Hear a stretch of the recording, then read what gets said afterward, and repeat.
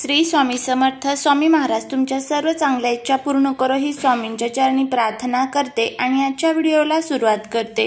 पण त्या अगोदर चॅनलवरती नवीन असाल तर सबस्क्राईब करा आणि शेजारील बेल आयकॉनलाही प्रेस करा, म्हणजे माझ्या सर्व नवीन व्हिडिओंचं नोटिफिकेशन तुम्हाला मिळेल आणि तुम्ही एक पण व्हिडिओ मिस करणार नाही. 12 फेब्रुवारी वार बुधवार आणि या दिवशी आलेली आहे माघ पौर्णिमा.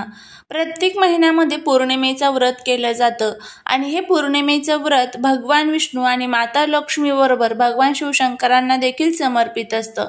आपल्या जीवनातील सर्व दुःख दोष दारिद्र्य दूर व्हावे यासाठी पौर्णिमेच्या दिवशी आपण अनेक उपाय अनेक सेवा करत असतो. अशाच पद्धतीने हा एक उपाय आपल्याला आपल्या मुलांसाठी मुलींसाठी करायचा आहे. प्रत्येक आईने आपल्या मुलांसाठी मुलींसाठी असा हा एक दिवा आपल्या मुलांसाठी लावायचा आहे. हा दिवा कसा लावायचा आहे, कशा पद्धतीने लावायचा आहे, हा दिवा लावल्यामुळे काय होईल याबद्दलची संपूर्ण माहिती या आजच्या व्हिडिओमध्ये आपण घेणार आहोत. त्यामुळे व्हिडिओ हा स्किप न करता शेवटपर्यंत पाहत राहा. चॅनलवरती नवीन असाल तर सबस्क्राईब करा. त्याचबरोबर आपल्या मुलांवरती माता लक्ष्मीची कृपा होण्यासाठी कमेंटमध्ये जय माता लक्ष्मी लिहायला अजिबात विसरू नका. प्रत्येक आईला आत्ताच्या या सध्याच्या धावपळीच्या जीवनामध्ये असं वाटतं की माझा मुलगा किंवा माझी मुलगी कुठेही मागे राहता कामा नये. मग त्यांची अभ्यासातील प्रगती असू द्या किंवा नोकरीतील यश असू द्या, त्यांच्यावरती असणारे सर्व विघ्न दोष अडचणी संकटे दूर व्हावेत यासाठी आपण अनेक प्रयत्न करत असतो. ज्यावेळेस या पृथ्वी तलावरती या ज्या काही पवित्र तिथी असतात, या पवित्र तिथींना पृथ्वी तलावरती ज्या सकारात्मक ऊर्जा असतात, ज्या सकारात्मक शक्ती असतात, तर त्या रोजच्या तुलनेमध्ये सहस्रपटीने कार्यरत असतात. आता पौर्णिमेच्या दिवशी जे पृथ्वी तलावरती लक्ष्मी तत्व आहेत, जे विष्णू तत्व आहे, तर ते सहस्रपटीने कार्यरत असतं आणि त्यावेळी जर आपण हे उपाय केले तर त्याचे फायदे हे आपल्याला खूप चांगल्या पद्धतीने होत असतात. आपल्या ज्योतिषशास्त्रामध्ये आणि वास्तुशास्त्रामध्ये हे जे काही उपाय सांगितले जातात, हे उपाय केल्यामुळे मुलांच्या जीवनातील सर्व विघ्न दोष अडचणी संकटे संपून जातील. त्यांच्या अभ्यासात प्रगती होईल, नोकरीमध्ये त्यांना खूप यश मिळेल, त्यांचा एखादा व्यापार व्यवसाय असेल तर त्यामध्ये त्यांना यश मिळेल. त्याचबरोबर हा उपाय तुम्ही लहानातील लहान मुलांसाठी किंवा मोठ्यातील मोठ्या मुलांसाठी करू शकता, काहीच अडचण नाही आहे. त्याचबरोबर मुलं जर बाहेरगावी शिक्षणासाठी असतील तर हा उपाय कशा पद्धतीने करायचा तेही आजच्या व्हिडिओमध्ये आपण जाणून घेणार आहोत. बघा काय होतं, कधीतरी मुलांना नजर दोषाचा सामना करावा लागतो.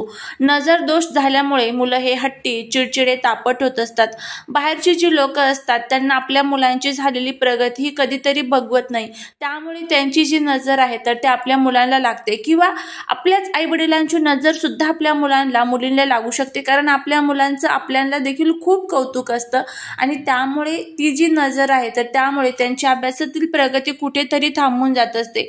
मुलं जर शाळेमध्ये शिक्षणासाठी असतील तर हे तुम्ही प्रामुख्याने बघितलेलं असेल की त्यावेळेस जर एखादा मुलगा खूप हुशार आहे पण अचानकच त्यांचं अभ्यासातलं लक्ष जे आहे तर ते विचलित होतं.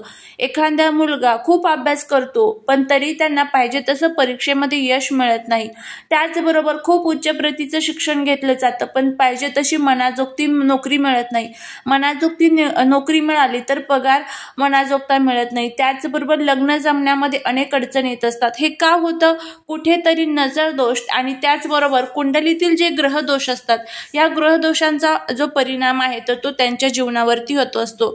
त्यामुळेच हे उपाय करत असताना आपल्या मनामध्ये पूर्णपणे भक्ती श्रद्धा विश्वास ठेवून जर आपण हे उपाय केले तर नक्कीच आपल्याला त्याचे जे फायदे आहेत तर ते होत असतात.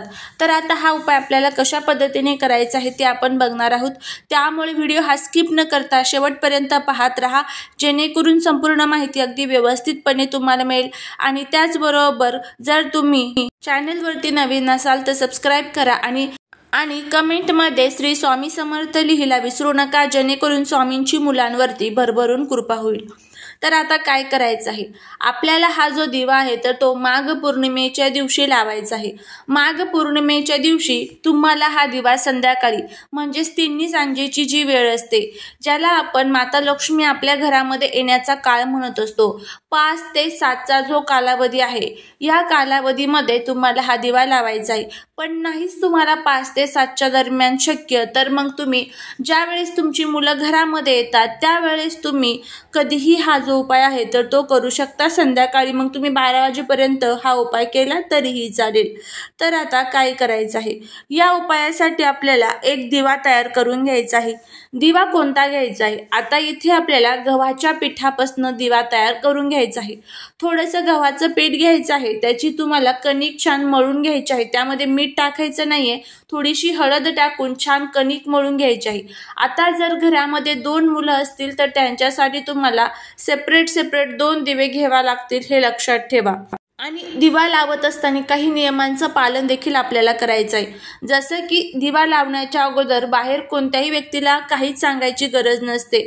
मग आपले शेजारी असतात, नातेवाईक असतात, त्यांना चुकूनही काही सांगायचं नाही, कारण त्यांच्या मनामध्ये आपल्या मुलांबद्दल काय भावना आहे हे आपल्याला माहीत नसते। त्यामुळे उपाय करत असताना कोणताही उपाय असू द्या, मग तो गुप्त ठेवणं हे खूप गरजेचं असतं। सेवा करत असताना ती गुप्त ठेवणं हे खूप गरजेचं असतं। त्यानंतर तुम्हाला काय करायचं आहे, तर आता एक प्लेट घ्यायची आहे, त्या प्लेटमध्ये तुम्हाला सर्वात प्रथम मूठभर तांदूळ जे असतात तर ते ठेवायचे आहे। दिवा हा थोड्याशा मोठ्याशा आकाराचा बनवायचा आहे। दिवा हा 4 मुखी तुम्हाला बनवायचा आहे, म्हणजे पूर्व, पश्चिम, उत्तर, दक्षिण अशा 4 वाती आपल्याला त्या दिव्यामध्ये टाकायच्या आहेत। 4 मुखी दिवा बनवला, 4 वाती त्यामध्ये टाकल्या की त्यानंतर आता हा उपाय आपल्याला करायचा आहे। घरामध्ये सुतक प्लेट्स असेल तर तुम्हाला हा उपाय करता येणार नाही, हे लक्षात ठेवा। त्यानंतर मुलांसाठी मुलींसाठी तुम्ही हा उपाय करू शकतात, वयाची कोणतीही मर्यादा नाही। मुलं सतत आजारी होत असेल, हट्टीपणा असेल, चिडचिडपणा त्यांच्यामध्ये असेल, अभ्यास करत नसेल, नोकरीसाठी असेल, इतर कोणते तुमचे संकट असतील मुलांवरती येणारे, त्यासाठी, त्याचबरोबर तुमच्या मनामध्ये मुलांच्या बाबतीत काही एखादी इच्छा आहे, त्यासाठी प्रामुख्याने माझा मुलगा किंवा माझी मुलगी आता घराच्या बाहेर पडलेली आहे, मग तिच्यावरती कोणताही संकट येऊ नये, हे आपला उद्देश प्रामुख्याने असला पाहिजे। आणि त्यासाठीच आपल्याला हा जो दिवा आहे तर तो लावायचा आहे। आता काय करायचं आहे, सर्वात प्रथम ह्या दिव्यामध्ये तुम्हाला मोहरीचं जे तेल असतं तर ते टाकायचं आहे। मोहरीचंच तेल टाकायचं। मोहरीचं तेलामध्ये खूप मोठ्या प्रमाणामध्ये शक्ती असते आपल्या ग्रहदोष त्याचबरोबर नजर दोष काढून घेण्याची। आता मोहरीचं तेल नसेलच तर तुमच्याकडे जे कोणतं साधं तेल पूजेसाठी तुम्ही वापरता ते तुम्ही टाकलं तरीही चालेल, पण शक्यतो करून प्रयत्न करा की मोहरीचंच तेल तुम्ही वापराल। त्यानंतर तुम्हाला काही वस्तू घ्यायच्या आहेत, 5 लवंगा तुम्हाला घ्यायच्या आहेत, 5 तुम्हाला काळी मिरी जी असते तर ती घ्यायची आहे, आणि 5 तुम्हाला कापूरच्या ज्या वड्या असतात तर त्या घ्यायच्या आहेत।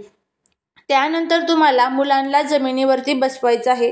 बसवल्यानंतर ह्या ज्या सर्व वस्तू आहेत तर त्या मुलांच्या डोक्याकडनं पायाकडे सरळ खाली तुम्हाला 5 वेळेस उतरवायचे आहे। उतरवत असताना माझ्या मुलांना जी कोणाची नजर लागलेली असेल तर ती निघून जाऊ दे, आलेल्यांची, गेल्यातल्यांची, घरातल्यांची, बाहेरच्यांची जी कोणाची नजर लागलेली असेल ती निघून जाऊ दे, आणि असं म्हणायचं। आणि ह्या सर्व वस्तू तुम्हाला त्या दिव्यामध्ये टाकायच्या आहे। दिवा हा उपाय करायच्या वेळेस अगोदरच प्रज्वलित करून ठेवायचा, शेजारी ठेवायचा, आणि नंतर ह्या वस्तू उतरवायच्या आणि ह्या वस्तू नंतर त्या दिव्यात टाकायच्या।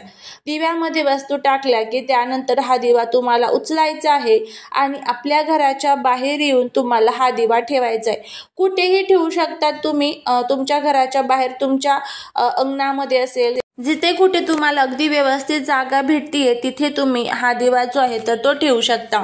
दिवा जळत आहे तोपर्यंत जळून द्यायचा। दिवा, एक गोष्ट लक्षात ठेवा, दिवा ठेवेपर्यंत तो विझता कामा नये, आणि त्याचबरोबर तो कमीत कमी अर्धा तास तरी जळेल याची आपल्याला काळजी घ्यायची आहे।